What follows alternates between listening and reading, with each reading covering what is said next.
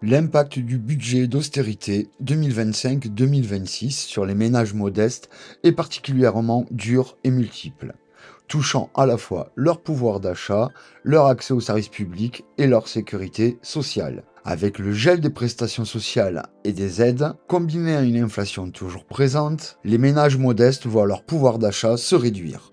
Les aides au logement, les allocations familiales et les minima sociaux ne seront pas revalorisés à la hauteur de leurs besoins. Ce qui signifie concrètement moins de ressources pour assumer les dépenses courantes, notamment le logement, la nourriture et l'énergie. Cette situation renforce encore la précarité pour une part importante de la population. Les suppressions d'emplois dans la fonction publique et les réductions budgétaires dans les collectivités territoriales impactent directement la qualité et la disponibilité des services publics essentiels pour les plus modestes. Moins de personnel dans les écoles, les centres de santé, les administrations publiques signifient des délais plus longs, une baisse de la qualité des soins et de l'éducation et une moindre présence des services de proximité. Cela accroît les inégalités territoriales, notamment dans les zones rurales ou défavorisées. Le budget prévoit une réduction de la prise en charge des médicaments ainsi que le doublement des franchises médicales. Pour les ménages modestes,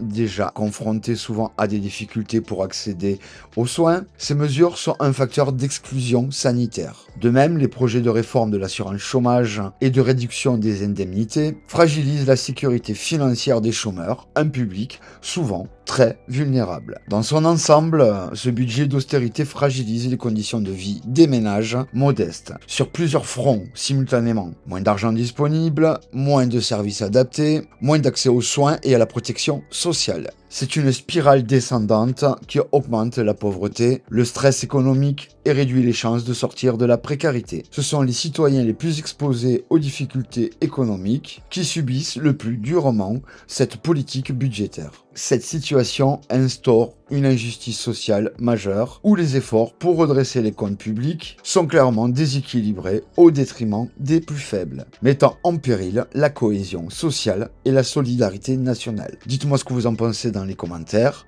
abonnez-vous et à bientôt.